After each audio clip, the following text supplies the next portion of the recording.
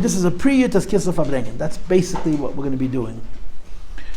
The spirit of the Farbrengen is as follows. If I were to ask you, fundamentally, on a very basic philosophical level, it means on a very deep philosophical level, what's the new idea of Hasidus? What does Hasidus say that wasn't said before? Here's my answer, okay? And if you're interested, write this down. This is good to put in your long-term memory. Until Hasidus, the center of gravity in Judaism was Torah and mitzvahs. After Hasidus, the center of gravity in Judaism is the Jew. I'll say it one more time. Before Hasidus, the center of gravity in Judaism was Yiddishkeit. After Hasidus, the center of gravity in Yiddishkeit is a Yid. Or to say it in different words, before Hasidus, you were Jewish because you practiced Judaism. After Hasidus, you practiced Judaism because you're a Jew. And that's a huge distinction. It's a huge distinction. Hasidus made the most important thing in the world, the Yid. The Yid. If you're a Yid, you practice Torah and mitzvahs. And because the Yid is the most important thing, how Yiddish you are is secondary to the mere fact that you are a Yid. I really believe that this is a truly axiomatic way, this is a fundamental way of articulating the Chiddush of Hasidus. Of course, it has 1,000 radiations, 1,000 manifestations. But this is the core issue. This is the core issue. The way this conversation always goes is, we always think of okay, so Hasidus teaches that the most important thing Yiddishkeit is a Yid, and of course, what's a Yid? A Yid is Yichidish HaBenefesh. A Yid is Pintel a Yid. So you always end up with the same conversation, that you go out onto the street, and you find a Jew who's very assimilated, and you can't imagine he'd be interested in anything you have to say, but you ask her to put on tefillin, you ask her to light a candle, and they're prepared to do it, and then the Neshama is ignited, the Neshama wakes up. I mean, we all have such stories. This is the story that I remember. I was 15 as a little boy, and I went to Miftzayim. I remember I went into a cleaners, whatever, it's a Wilshire Boulevard in California. The guy was 60 years old, and he asked him to put on film, and he started crying. And the part of the story that's interesting was that I considered that normal. You go over to a 60-year-old stranger, you ask to put on film, and he starts to cry. That's normal. Why is it normal? Why? Because he doesn't neshama.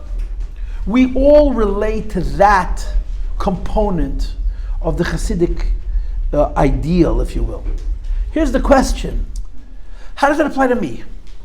I'm not that person who's secular, that some Lubavitcher is going to stop on a street corner and ask him to put on film, and I'm going to start to cry. This priority, this nakuda, that the most important thing in Judaism is a Jew, and you practice Torah mitzvahs because you're first a Yid. How does that apply to frum people? How does it apply to Hasidic people? How does that apply to Lubavitchers? What does Pintel Yid mean to me in my life? So like I said, you're round 3. This is a Farbrengen that I've been doing step by step. I talked through all of these points. Let me tell you where I'm holding, okay? I'm holding in this conversation, what I'm going to be discussing with you now is examples, okay? Hasidus is a way of life. Hasidus is a way of life. In other words, we do certain things as Chassidim. We do things differently than other people do as Chassidim. What are the examples of the things that we do, that we sort of make important in our lives because of this change of hashkafa? Because Hasidus says the more important thing in a Jew is his neshama, and after that comes the Torah mitzvahs. How does that show itself in our practical life? So I'll tell you what happened yesterday in class. I talked about kabbalat and bittul. I got into a lot of trouble, but this was the conversation. I talked to the girls about bittul. I said, what's an example of neshama, bittul, and kabbalat? And I'll tell you the conversation. This is a conversation which I think is very, very important. when you go to school, or it happens in the house also, but I know that it happens in school a lot, and it bothers me as much as it bothers you. You go to school and you're in the 7th grade, or the 9th grade, or the 10th grade, and the teachers demand something of you, whether it's whatever, dress a certain way, talk a certain way, walk a certain way, and you say why. And the answer that the teacher gives you is kabbalat sale. Why should you do it? Because of kabbalat sale. Now girls, what's wrong with that? What's wrong with a kid going to school and the teacher saying to the student, I want you to do this because of a kabbalat sale? What's wrong with that is a very simple thing. That's not kabbalat sale. That's hatolas oil. Anybody who knows Hebrew, what does the word kabbalah mean? To choose. To choose. If you tell me to do something because you're stronger than me, because you have power over me, as teachers have over students, as parents have over children, and because of your power, you can basically, I know it's more complicated than this, but basically you can force me to do something. That's not kabbalat sale. That's not. I don't get to pick it. You're picking it for me. You're taking away my will. You're forcing it on me. Now there's place for that. There's place for that, especially with little children. But that's not kabbalat sale. That's kfir. That's coercion. Kabbalat sale means you're in the 7th grade, you're in the 9th grade, you're in the 10th grade, and your teacher teaches you something that you don't want to do. And you say to your teacher, I don't want to do it. And the teacher says to you, it's hard. It's hard. But you need to try to have kabbalat sale. Not you have to do it because I said. You need to try to embrace this, meaning to say, it would be nice if you liked it. It would be nice, as they say in American, if you agreed with it. It would be nice if it was comfortable for you. But there are many things in Yiddishkeit we do just because Hashem said, and you need to choose it. If you can get a child or a pre-adolescent or an adolescent or a young adult to do something that they don't want to, or to not do something that they do want to, because of kabbalat sale, that means you got them to pick it. If they chose it, if they picked it, that's an expression of the Neshama. Bittul is an expression of the Neshama. Bittul is an expression of the Neshama because bittul doesn't make sense. This is America, right? If somebody goes over to you and says, excuse me, Mushki, right? On average, your name is Mushki, right? Excuse me, Chaya, pardon me, Baruch Shem Kid B'chos Halil, but excuse me, Chaya, would you do this and this and this? What's going to be the answer? No. Why? Why? Why should I do it? Why? Explain it to me. If you'll explain it to me, maybe I'll do it. As Jews, there's also a why. And the why has a because. There's explanations for things. But in doing things, sometimes, even if I know the reason's not good enough for me because my Yetzer Hara is too strong, my tendency is too opposite. So why am I going to do it when I don't appreciate it? Hashem said, kabbalat sale, bittul, is an expression of the Neshama. I want you to know that Rebbe talked about bittul a lot. Rebbe talked about kabbalat sale a lot. Our Rebbe is such an interesting man. He's full of what I consider contradictions or polarities, dichotomies, opposites coming together. The Rebbe was very into bittul and kabbalat sale, very into bitachon. Right? Why? Hashem said, what's in it for me? My soul. My neshama is my motivation. This was the conversation I had with the girls yesterday as the class was finishing. Let me give it to you from a different angle. Okay, now girls, I want to make sure you understand the topic. This is our Yittas Kislev Farbrengen. What we're Farbrengen about is, quote, you don't have to be fried to have a pintel yid, end quote. I think it's a great topic for Farbrengens because we so center the pintel yid idea on frye people, we steal Hasidus from ourselves. And it's wrong. Hasidus is ours also. Right? A Hasidic girl, what's the Hasidus in her life? Bittul and kabbalat sale. Provided, now we hate bittul and kabbalat sale. We hate it. We have an aversion. You hear the word bittul and kabbalat sale, you turn off. Or you get angry. Why? Because it wasn't taught to you correctly. It wasn't taught to you in terms of I need to accept this. It was taught to you in terms of you need to do what somebody else says. They stole kabbalat sale from you. They stole bittul from you. Girls, I grew up in the same schools you grew up. I got the same education you got, and I have the same reaction to bittul as you do. But when I read the Rebbe's answers, I saw a minor from the Rebbe for a long time. It was the screensaver on my computer. It's a fascinating little letter. A man wrote a letter to the Rebbe, or a woman, I don't know. A human being wrote it to the Rebbe. And in this letter, this person writes to the Rebbe that I have been struggling with a certain test. I don't know what the test is because the letter is cut out. In other words, they just put the Rebbe's words. The person's letter is missing except for the few words that they're they couldn't cut it out because otherwise they have to cut the Rebbe's own words. A man writes, I have this test and I've tried so many different ways of overcoming this test and I failed all of them. And I feel like there's no way I'm going to overcome this challenge. And the Rebbe's answer, you're reading a written word, right? When you read a written word, it's very hard to know trop. On a written word, it's very hard to know the tone. But the sense that I get is that the Rebbe is almost annoyed. A man writes to the Rebbe, or a woman writes to the Rebbe, I have this test. I've tried every method, I tried medication, I tried psychotherapy, I tried relaxation exercises, I tried joining a group. I can't deal with this test. So the Rebbe writes, now that you tried everything else, maybe try what the Alter Rebbe writes in Tanya chapter 41, which is kabbalat sale. So when I read it the first time, so someone came to me with this, someone who works with me, someone who's younger than I am. A co-worker, but he's younger than me. Younger than, not by a year or two. Younger than me in a way that I could sort of be his mashpia kind of. And I said, this is an amazing answer. He says, what's so amazing about it? I don't think the Rebbe is helping him. A man has a problem, and he tried every method, and nothing worked. So the Rebbe tells him, try kabbalat sale. How's that going to help? What's the answer? Kabbalat sale means I am able to do something for no reason. If I choose it, I am able to overcome a challenge that I have in my life, not with a motivation, not with a trick, not with an emotion, not with a manipulation, because I can choose it. That's the concept of bittul. That's the concept of kabbalat sale. It comes from the soul. Our soul has the power to serve Hashem and doesn't need a reason. And the Rebbe is very into this. The Rebbe is really, really into this idea that I don't only do things in Yiddishkeit that I understand. I don't only do things in Yiddishkeit that I enjoy. Sometimes I am a kabbalah. The key to kabbalat sale is not feeling like a prisoner. We are taught kabbalat sale in such a way that we feel like we're imprisoned. The Rebbe teaches kabbalat sale that it's the ultimate freer. It emancipates you. If I have a hardship, and I can overcome that hardship with kabbalat sale, my kabbalat sale is freeing me from a prison. That's the truth of kabbalat sale. It's the truth of bittul. And this was what happened yesterday in class. This was the conversation at the end of the class yesterday. Now I want to continue with that and move on to another point, okay?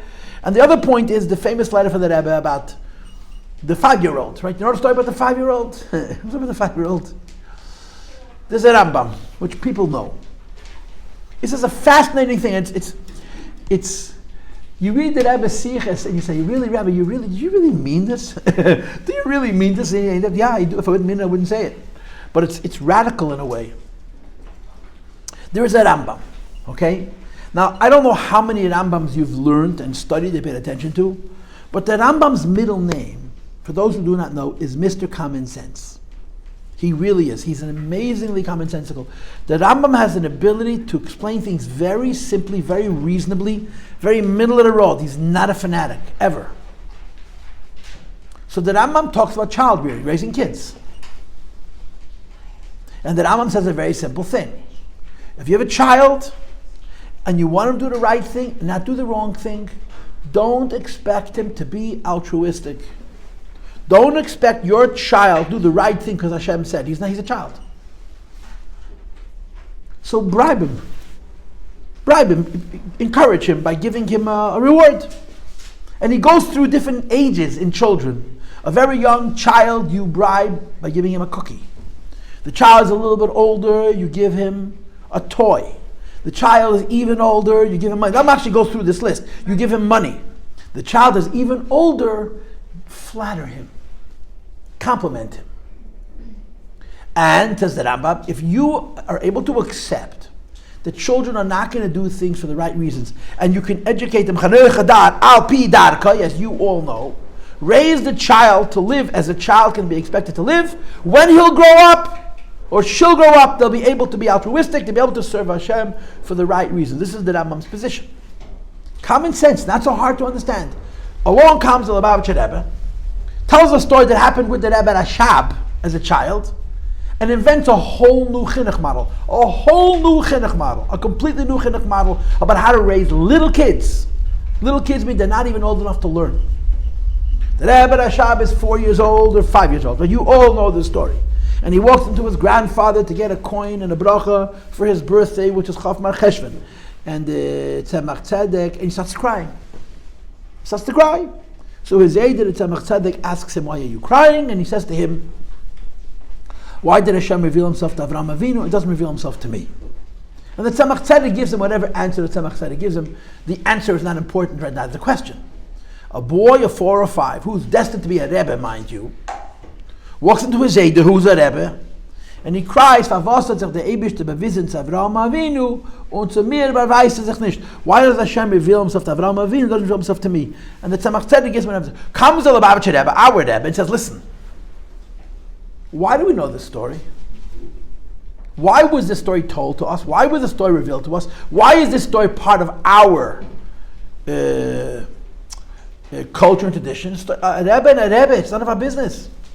Why did the previous Rebbe reveal the story?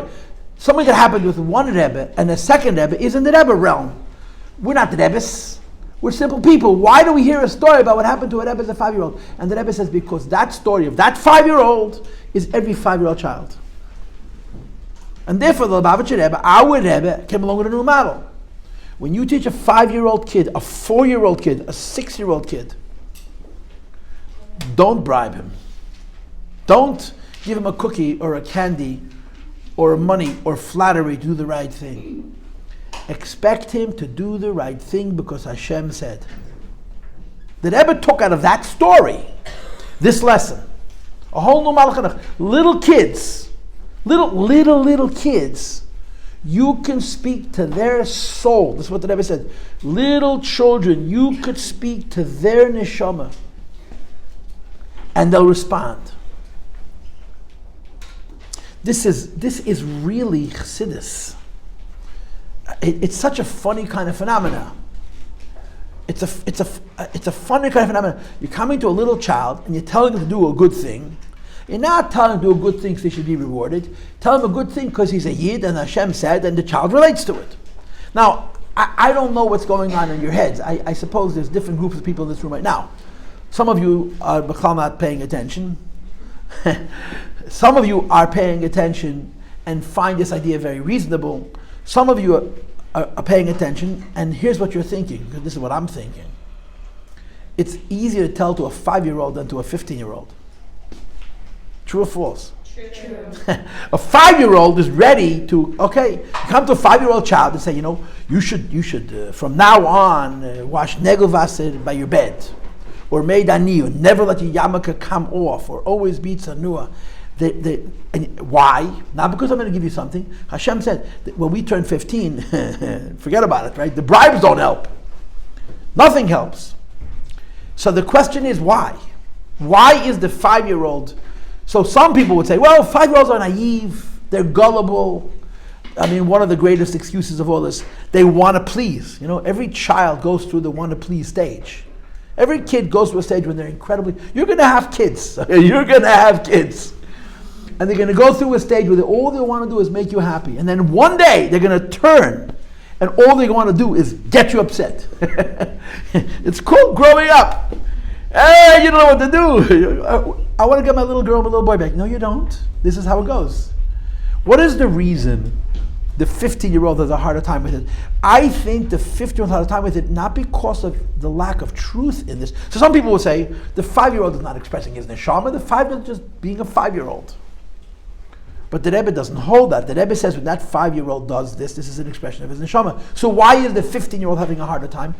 There's many reasons. And I'm sure the Yetzer Hara plays a part. But a significant part of it is us, the parent, the way it's presented. In other words, a 5-year-old child's neshama is closer to the surface than a 15-year-old child for a number of reasons. Number one, 5-year-old children are much more innocent. 15-year-old children today are not innocent at all. And there's not just the innocence because of the world. There's innocence because of how we raise kids. When you raise a child and you show that child that you trust them, they will give you good. When you raise a child and the child senses that you don't trust them, that you're afraid that they're going to do wrong things, they won't disappoint. They will do wrong things. In other words, if you could theoretically have a 15-year-old kid who's got his nisyanis or her nisyanis, and you let that child know, listen, you're going to go through what you're going to go through, I believe you'll be okay. If you create that space for that child, the 15-year-old will respond not the same, but similar to the 5-year-old. But what we communicate to our kids is fear. When you're not parents, right? You're seminary olive girls. Now some of you may be teachers, and when you're teachers, I've been teaching for 30-something years. To me, the most difficult and important thing that a teacher needs in his relationship with his students, okay, I think this is a critical lesson, and you really can't teach it because this is your own confidence. You're not allowed to be afraid of your students. If your students are 6 or 16 or 60, if you're afraid of your students, you will be a bad teacher because you're going to teach from defense. And teaching from defense has many, many chasrenes. Your discipline is severe. It's over the top. You're afraid of them. So you become mean. You have to love your students. But to love your students, you're not allowed to be intimidated by them. Not everybody has that skill. And you can sit and study 10 years education.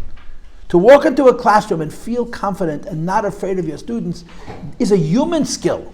It's not an academic skill. You have to have that sense of presence, that sense of confidence. If you have that sense of presence, and you're not going to be afraid of your students, you can afford to be nice to your students. And when you're nice to your students will respond nicely. This is not a class in education, so you got 10 seconds. Is there a way to develop such a feeling? I think it's very hard. I'm not the best teacher. Trust me. I'm not afraid of you. I'm not, even though I sound like a bully. Okay, when I started out, I was really afraid of my students. And the way I compensated for it, I tried to be their friend. And they took such advantage. They took the friendship, and whenever they wanted, they were selfish and exploitive and mean. And I couldn't understand why I'm being nice to them, why aren't they being nice to me? Because I wasn't their friend, I was their teacher. It took me many, many years to learn this lesson, not to be afraid of students. I'm at the point in my teaching career, I mean, girls are different, I have a distance, where I love my students. I pashat love them. And I get so much more out of them. I love it. If I had been able to love my students when I started as a teacher, I would have been a much more successful teacher. And you can't start by loving your students. You have to start by loving yourself. You have to start by not being afraid. Do you understand what I'm saying? Loving students is a recipe for the students to to love taking advantage of you, unless you really are not afraid of them. You know, if the first thing is you're in charge in your classroom. I think it's hard to teach. Personally, I think it's hard to teach. I've never, and you read all the books in the world. They talk about all kinds of. They have assertive discipline. All of these methods of discipline are predicated on the fact that you're afraid of your kids. If you're not afraid of your students, you don't need all these tools. And these tools basically are defensive tools. They're surviving as a teacher in a classroom. It's better than not teaching, but it's not optimum. You understand what I'm saying? You understand what I'm saying? Yeah. I want to know how I can get to that point. Like how can I not be afraid of my students? I would argue, and maybe just not realistic, teach the kind of kids you're not afraid of. Meaning if 4th graders are too hard, teach 2nd graders. You'll get better at it, and then you can move up to the 4th grade. The way our system works is, of course, nobody wants to teach the higher grades, so they dump you into the higher grades because you're the least qualified and you're the latest person who showed up, and you need a job and they need teachers. It's not how it should be. It should be that you are I'm missing a word. You're brought into the position in such a way that you're able to get better at it. You learn how to not be afraid of students. And after you're not afraid of students, you can learn how to love those students. And then you can go to the higher grades, to the more difficult grades. That's how it should be. But you need support for that. In other words, the school has to understand that they're trying to raise teachers, not just raise students. And that's a lot to expect. That's a lot to expect. Anyway, those are very good 10 seconds, but it was a lot more than 10 seconds. Anyway, getting back to my point, the Rebbe says that you take a little child and you teach him how to be a Yid based on his or her Neshama. A 5-year-old kid, why should he do a mitzvah? Because Hashem said it makes sense to him. This is a Hasidic value. This is a Hasidic value. This is a value that comes from Hasidus. Okay, now, girls, if you have any more comments, you're welcome to make them. If you have no more comments, I'm moving on to my next point.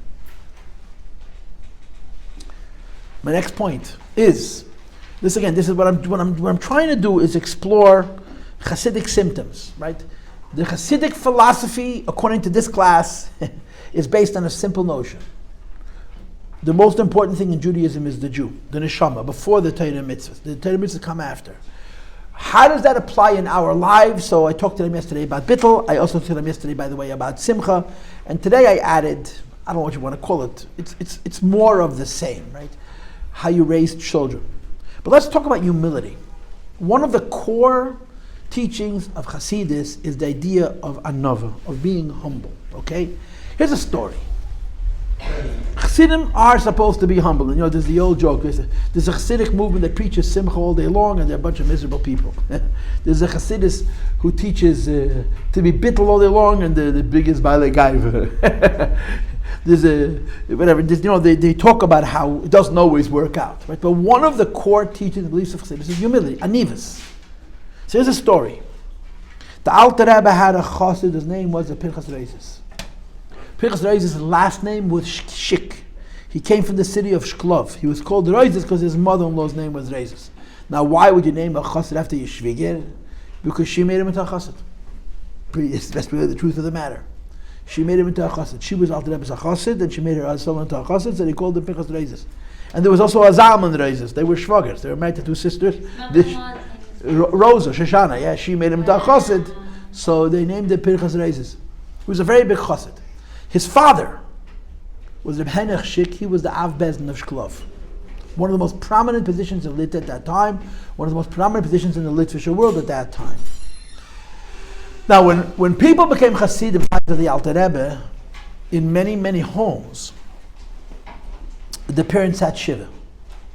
If you have Chas v'Shalom a child, a child that was Shmatzach, you have a child who becomes a Christian. You sit Shiva for the child, like if the child died. That's what people do. Now, would we do it today? Mitzvah, it's not going to happen to us, yeah? But I don't know if we would do it. But if you have a child, you have to know from Yiddish and Veg. So when people became Chassidim, in the times of the Alter Rebbe, the Misnagdish parents, the really frum ones, sat Shiva like as if they were dead. Reb Henech Shik was a Misnagid, he was a big Misnagid. When his son became a Chassid, he did not sit Shiva. Meaning, he had enough seichel to understand that if my son became a Chassid, Chassidus is not Christianity. He was not that big an idiot. But he was still a Misnagid. And he was not happy that his son became a Chassid. And they had huge debates. I want you to know that in those times, if your child became a Chassid, you would beat him up. It's a clap in the Beder. Reb Henech Shik was an important man in Shklov. He was a peacemaker with the Chassidim and Misnagdim. When Misnagdim had fights with their kids who became Chassidim, and the kids wouldn't want to come home, so Reb Henech Shik would step in between, and he was a Misnagid, but he was not crazy. So he was able to tell Misnagdish parents, relax, don't go nuts. Your child is a Chassid, he's still Jewish, he's still from. And he played a role in this way, but he was not happy that his son became a Chassid. So they would have all these debates, they would argue a lot. So one of the debates was, Reb Henech Shik says to his son, Reb Pinchas Reizes, what did you learn in Hasidus that you don't have before? We could learn Sifrei Musar. Okay, Sifrei Musar is not enough. We have Sifrei Musar based on Kabbalah. Why is that not enough? Why do you have to have Dafka Hasidus? So Pinchas Reizes says to his father, because Hasidus teaches humility. Hasidus teaches anova, how to be humble. So Henech Shik says, but there's many Sifrei Musar that speak about Shad HaAnova without Hasidus.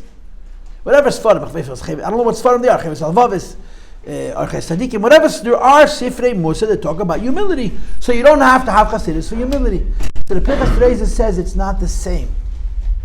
It's not the same. What Hasidus teaches about humility is different than you're going to read in other Sfarim about humility. So his father says, how are they different? He says, you'll try, you'll see, try. So Reb Henech Shik spent a few months, he learned the Musar of Anivus, and he said to his son, Reb Pinchas Reizes, I feel like I studied the Midas HaNova and I know what Anova is. I know what the Midah is. Okay. That Friday, Reb Henech Shik was the Rav of Shklov. He was the Av Bezin of Shklov. He's going to the mikveh. How do you go to the mikveh? You take a bag of your, whatever it is, your linen, your laundry, your change of clothes, and you go to the mikveh. Going to the mikveh then was different than today. They took a bath once a week. It was a whole situation going to the mikveh. Reb Henech Shik had a shamish. A simple man who used to sweep the floor and whatever, clean up his desk, and he carried his laundry to the mikveh.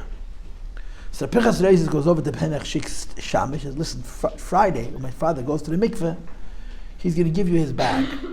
You should say to him, you know, Rebbe, I'm carrying your bag to the mikveh for so many years. Today you carry my bag.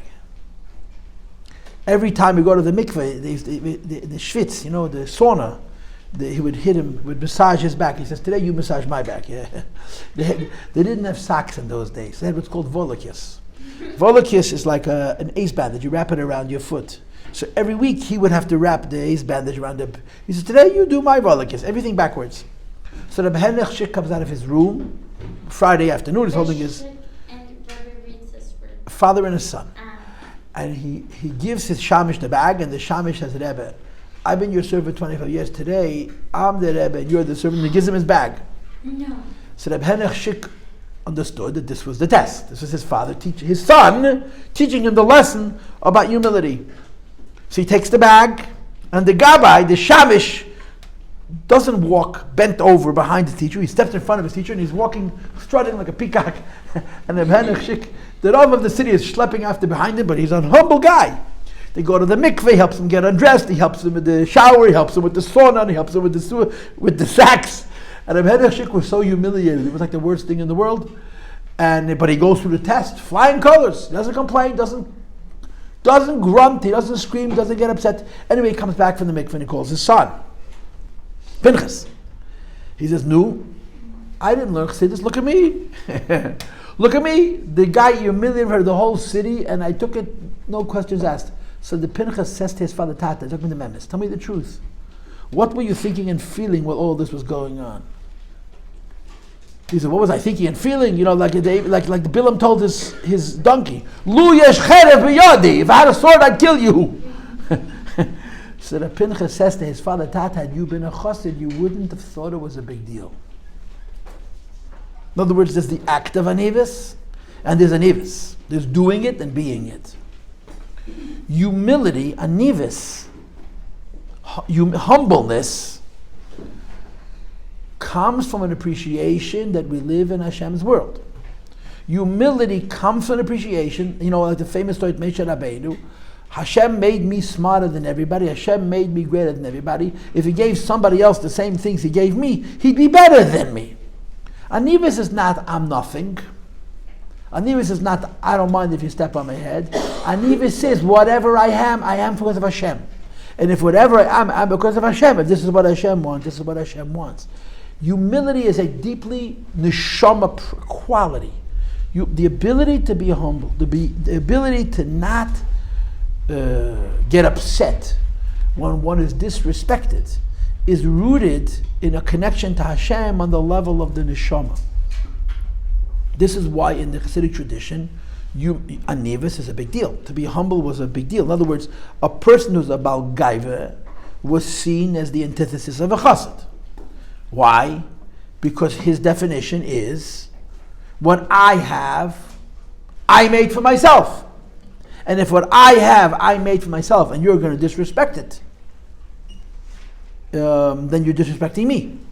Right? I mean, you know the din. You know the halacha.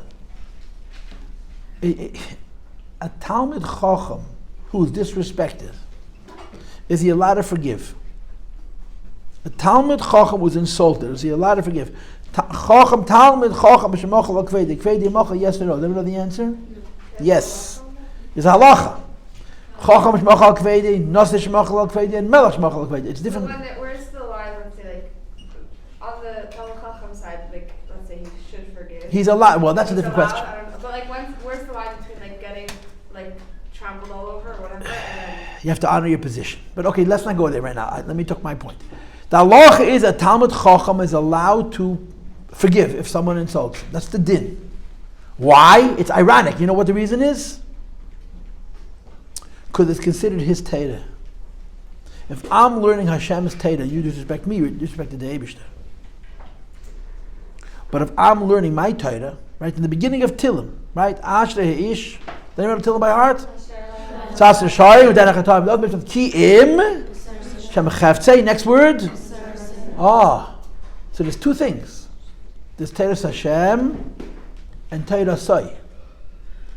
Torah Hashem means I'm learning Hashem's Torah. Torah Sai doesn't mean Hashem's Torah, it means my Torah, the Ish's Torah. And the Gemara brings this pasuk. When you start learning, it's called Torah Hashem. But when you continue to learn until you become a Talmud Chacham, it's called your own Torah. The reason you're allowed to forgive a person who disrespects you, because he's disrespecting you, not he's disrespecting the Eibishter. But how? How can I allow a person who ran over me and forgive him if he insulted me? He didn't insult the Eibishter. If he insulted the Eibishter, I'm not allowed to forgive him. He insulted me. What's the teretz? I don't know how to say this nicely. I'm no big deal, but I am a big deal. I'm a Rav, I'm a Rosh Yeshiva, I'm a leader of people. Of course I'm a big deal, but the big deal that I have isn't mine. The big deal that I am is the Eibishter's. There's a story that I heard from one of my mashpiyim. It's a disturbing story. It's a great story. I have to finish it in 1 minute. Am I correct? Yes, I'll stop with this story. It's a story that you have to think about, because if you don't understand it correctly, it almost gets you upset. Or you don't care. I mean, depending on the story happened so long ago, it's hard to relate to the story. But this is the story. The Tzemach Tzedek was a big Rebbe, a gigantic Rebbe. I mean, a lot of people will tell you that the peak of Lubavitch was the Tzemach Tzedek. In terms of people and in terms of honor, Tzemach Tzedek's Chassidim were the biggest Rabbanim in all of Russia. The Tzemach Tzedek had Chassidim who were Go'oinim Adinim, who knew the whole Torah. Some of the greatest Chassidim in Russia, Tzemach Tzedek's Chassidim. And they all came for Shavuos. Shavuos in Lubavitch used to be called Chag HaMatzos. Matzos doesn't mean unleavened bread. Matzos means Moed Tzedek. Rabbanim couldn't come for Pesach. They couldn't come for Sukkot. They had Shilas. Shavuos, the only Shilas is cheesecake in a fleishig oven. The Rabbanim came for Shavuos. And the Tzemach Tzedek used to have a tish. It was called the Nigla Tish, where he invited only the Rabbanim. It was the Milcha Kamil. They didn't wash. They ate Mezenis. And the Tzemach Tzedek used to speak a thing in the Nigla, and then they would talk about it. So imagine you're sitting at a table, there's 50 Rabbanim, all of them are very important people. Tzemach Tzedek is sitting B'nei Shulchan, and Tzemach Tzedek is doing his thing. Tzemach Tzedek takes a glass, and he had all kinds of mashkais on the table. Whiskey and wine and vodka and bourbon and I don't know what else, every kind of poison. And he makes a mixture in a cup that's noxious. He mixes all different kinds of alcohol to make an undrinkable drink. It tastes terrible, and it's going to go down into your system, and it's going to feel terrible. It's going to make you sick and drunk and everything else. He fills it with a glass, and he pushes it over to one of his sons who was sitting next to him and says, "Here, drink it." Now his son watched him fill that cup with all this mixture. He said, "This is a human being, can't drink this." So he pushes it over to the next son. He said, "You drink it." Anyway, he hands the glass like 5 or 6 different chassidim. First a few of his sons, and they all decline. Then he gives it to the biggest chassidim, and they all, "Rebbe, I can't do this." At the back of that table is sitting a famous chassid. His name is Reb Nata. Reb Nata was a Rav, was a big Rav in the city. Reb Nata le nun tes ayin Nata. Reb Nata le mimal stitznia. It's a shtetl in Russia. Don't try to pronounce it; you're going to lose your tongue, not your teeth. In this case, your tongue. Reb Nata was a big chassid, but he was a chassid for the Mittler Rebbe. Actually, the Mittler Rebbe said, "I have 2 chassidim that I accomplished everything I wanted to. Reb Hillel Parasha and this Reb Nata." He was a very bittul kid. He had a lot of humility. And he's sitting at the end of the table. So the Tzemach Tzedek is sitting B'nei Shulchan. He gave this cup of mashke to a bunch of chassidim. Nobody wants to touch it. So he says, Tzemach Tzedek says, in the Tzemach Tzedek. So the Rebbe Rash was there? I don't know. And it's a great question. He says, Tzemach Tzedek says in Yiddish, "Gittes note." Note is ayin. Ayin is Nesi Havchi. Give this cup to that chassid Note. Note is ayin. What's ayin? Nothing. And ayin, nothing can tolerate opposites. So they send this cup down to the end of the table, and they say, "Rebbe Kaisen trinken," knocks the whole thing down, no problem. I'm sure he was kind of woozy afterwards. So then one of the chassidim says to him, "You know, the Rebbe just gave you a great compliment." "The Rebbe gave me a compliment? What's the compliment?" "The Rebbe said, you're ayin." She says, take, garnished. Take garnished. The Rebbe said, I'm nothing. I'm take nobody. I'm take nothing. In other words, the Rebbe said it and it was a big compliment. And what did he hear? I'm a nobody. This ability to be a nobody, which is in our generation very hard, almost impossible, and it's not an iked. I have an issue with teachers and mashpiyim who, as a part of their Hasidus, put their students down. I think it's cruel and wrong, because they themselves wouldn't want to be put down. But in the olden days, it was a different generation, different world, different people. Bittel was anives, they said, the idea that I'm a nothing. Where does that come from? The idea that I could serve Hashem, and when I need to, I can make a lot of noise and I can put up a big fight for the sake of Yiddishkeit. At the same time, if you offend me, you offended nobody, because I take up no space. The ability to have that strength. I'm not a doormat. I'm not a shmate. When I need to, I can scream and shout and stamp with my fist on the table and get what the Eibishter wants done. But on the other hand, me personally, I'm a nobody. That comes from a Neshama. The Neshama connects me to the Eibishter. In my connection to the Eibishter, it's never about me, it's about the Eibishter. So these are examples, but this is what I wanted to do today. These are examples of midos, chasidiyos, right? I guess we spoke about three things. We talked about bittul, we talked about chinuch, and we talked about anova. Because a yid has a neshama, he's capable of having an ivus. Whereas great as he is, he really doesn't think anything of himself. In other words, an ivus is not an act, it's not a performance. Look at the joke that they say, and I'll stop with this. A boy was dating a girl. It was a wonderful girl from a great family. She went to good schools. Alamaylas, he comes home and says, "No, I can't marry her. Why not?" You know who I am. I'm big Talmud Chacham, and I have this Maila, this good midas, and I'm a nice guy. And okay, so the Shatrach sets him up with another girl. Nobody's good enough. So after dating 4 or 5 girls, the Shatrach says, you need a lesson in humility. So she sends him off to humble school. The school we teach Anivis. Anyway, he goes out, he spends 6 months, he graduates with honors, he's got his certificate. So the Shatrach offers him a shidduch. He says, I don't understand. I dated her 6 months ago. He says, yeah, I know. So why are you giving her to me again? She said, because now I'm humble. Now you're humble. He says, I don't understand you. Before I was humble. When I was only a Talmud Chacham, and I only had good midas, and I had this man, she wasn't good enough for me. Now that I'm humble also, how could you be good enough for me? You understand? Okay, I'll see you when I see you.